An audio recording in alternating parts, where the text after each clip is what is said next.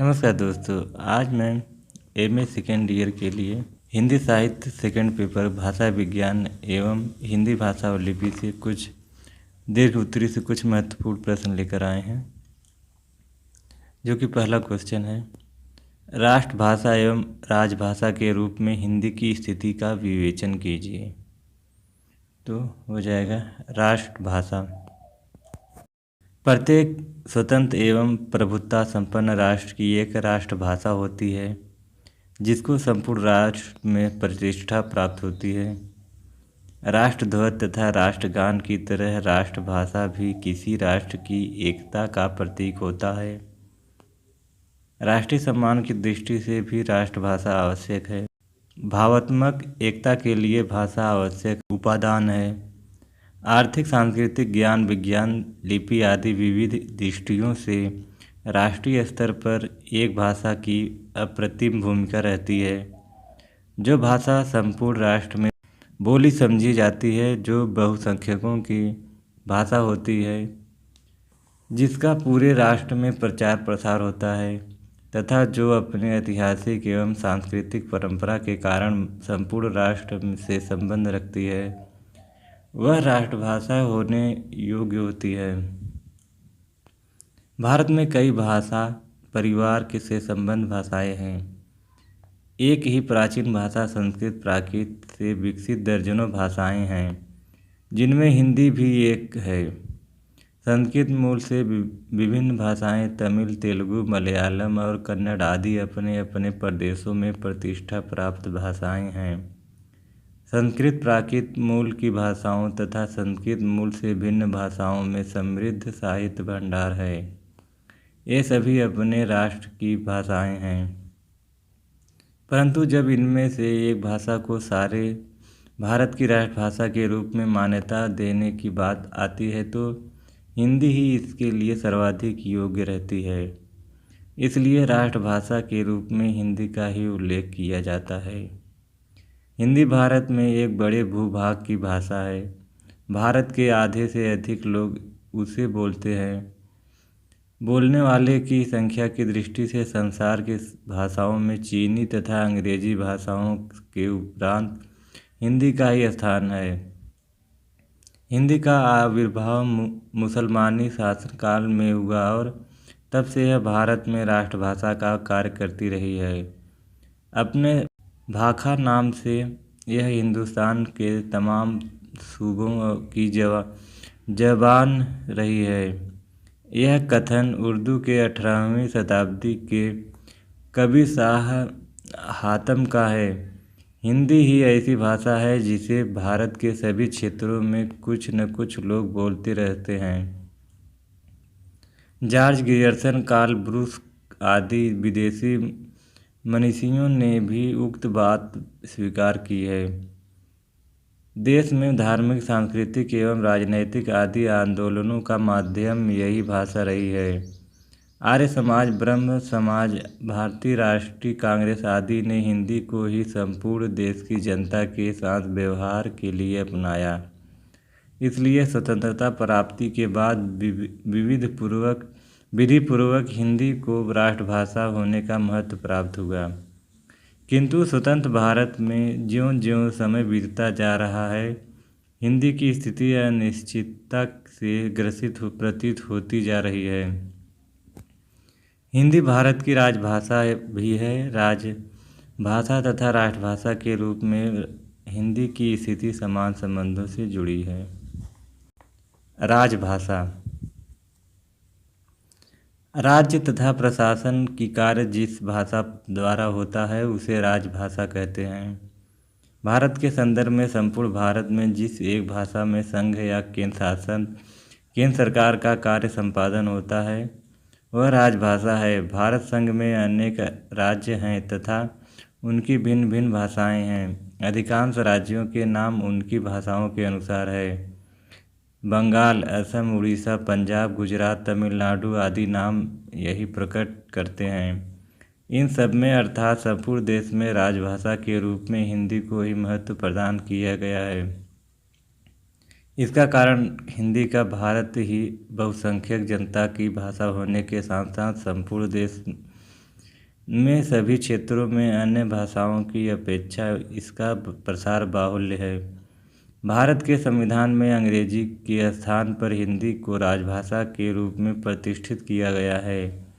अंग्रेजों के शासनकाल में अंग्रेजी राजभाषा थी तथा स्वतंत्रता प्राप्ति के बाद संविधान में राजभाषा के रूप में हिंदी का प्रावधान होने पर भी व्यवहार में अंग्रेजी का स्थान संविधान लागू होने से पूर्व की तरह बना हुआ है। 14 सितंबर 1949 को संविधान सभा ने एक मत से यह निर्णय पारित किया कि भारत संघ की राज्य भाषा हिंदी होगी। 26 जनवरी सन 1950 ईस्वी में संविधान लागू हुआ तथा तब से 58 वर्ष बीत गए। अपने राष्ट्र की भाषा हिंदी राजभाषा के रूप में अपने संवैधानिक स्थिति प्राप्त नहीं कर सकी है। हिंदी की स्थिति। भारतीय संविधान के अनुच्छेद 343 की धारा 1 के अनुसार देवनागरी लिपि सहित हिंदी 26 जनवरी सन 1950 ईस्वी से भारत संघ की राजभाषा है। उक्त अनुच्छेद की धारा 2 के अनुसार अंग्रेजी संविधान लागू होने के समय से 15 वर्ष तक राजभाषा बनी रहेगी। इस प्रकार अनुच्छेद 343 की धारा 1 द्वारा प्रदत्त हिंदी का राजभाषा होने का अधिकार उसी अनुच्छेद की धारा 2 से निरस्त हो जाता है। उक्त अनुच्छेद की धारा 3 से 15 वर्ष बाद शासन कार्यों की भाषा अर्थात राजभाषा को लेकर संसद द्वारा अपेक्षित कानून बनाने की व्यवस्था है। मई सन 1963 ईस्वी में राजभाषा संशोधन विधेयक द्वारा सन 1965 ईस्वी के बाद भी अंग्रेजी का स्थान अनिश्चित समय के लिए हिंदी की सहचरी भाषा के रूप में निश्चित कर दिया गया, जब तक हिंदी भाषा नहीं चाहेंगे अंग्रेजी बनी रहेगी। अंग्रेजी का पक्ष लेने वाले इतने से भी संतुष्ट नहीं हुए और राजभाषा विषय के एक और संशोधन द्वारा सन 1967 ईस्वी में अंग्रेजी की स्थिति को और भी निश्चित कर दिया गया। इसके अनुसार राजभाषा के रूप में अंग्रेजी को हटाने के बारे में संसद में तब तक विचार नहीं हो सका है जब तक सभी हिंदी भाषी राज्यों की विधान सभाएं अंग्रेजी को हटाने के लिए प्रस्ताव पारित नहीं कर लेंगे। स्पष्ट है कि भविष्य में कभी भी अंग्रेजी के स्थान पर हिंदी को राजभाषा स्वीकार करने से संबंधित किसी संशोधन का संसद का अधिकार वस्तुतः संसद के अधिकार क्षेत्र के निकलकर हिंदी भाषी राज्यों में बंदी हो गया है। पिछले 58 वर्षों सन 1950 से का अनुभव ऐसा कोई संकेत नहीं देता है कि अंग्रेजी के स्थान पर भविष्य में कभी हिंदी आ सकेगी। समग्र रूप से पूरे देश का वर्तमान में अंग्रेजी के पक्ष में प्रतीत होता है। लगता तो यह है कि न तो सभी हिंदी भाषी राज्यों ने अंग्रेजी को हटाकर हिंदी को राजभाषा के बनाने का कभी प्रस्ताव पारित किया है और न कभी राजभाषा के रूप में हिंदी की अनिश्चितता दूर होगी।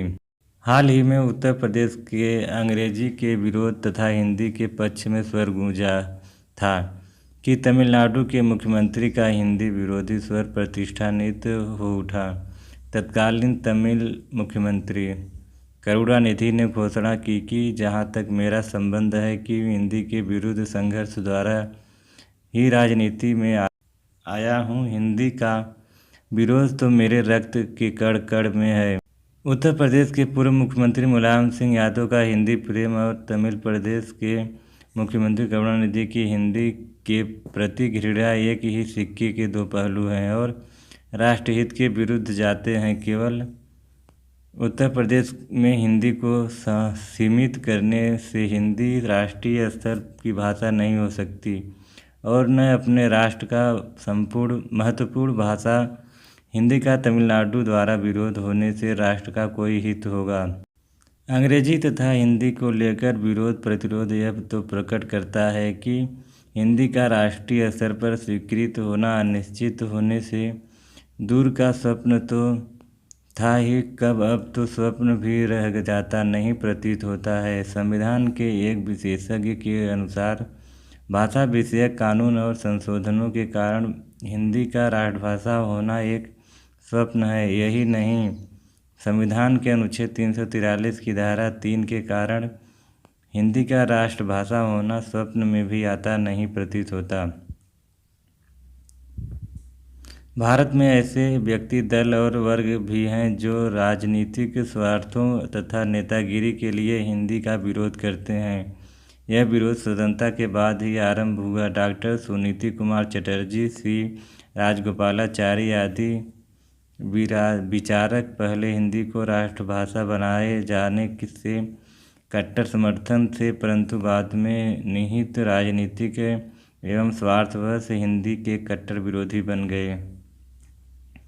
हिंदी के प्रगामी प्रयोग को सुनिश्चित करने के लिए भारत सरकार ने केंद्रीय हिंदी निदेशालय की स्थापना की। वैज्ञानिक एवं तकनीकी शब्दावली आयोग भी बना, जिससे कृषि, चिकित्सा, इंजीनियरिंग, मानविकी, औद्योगिकी आदि विषयों से संबंधित शब्दकोशों के साथ साथ विश्वकोशों के निर्माण का कार्य हिंदी में प्रारंभ हुआ। सन 1975 में स्वतंत्र रूप में राजभाषा विभाग का गठन भी हुआ। निष्कर्षतः राजभाषा के रूप में हिंदी को संविधान में महत्वपूर्ण स्थान प्रदान किया गया तथा आधुनिक भारत में सभी राजकाज में उसका प्रयोग हो रहा है। दोस्तों, आज के लिए बस इतना ही। यही था एमए सेकेंड ईयर के लिए हिंदी सेकेंड पेपर भाषा विज्ञान से कुछ दीर्घ उत्तरी से कुछ महत्वपूर्ण प्रश्न, जो कि हिंदी भाषा और राजभाषा के विषय में था। तो आज के लिए बस इतना ही। फिर मिलेंगे अगले वीडियो में। तब तक के लिए नमस्कार।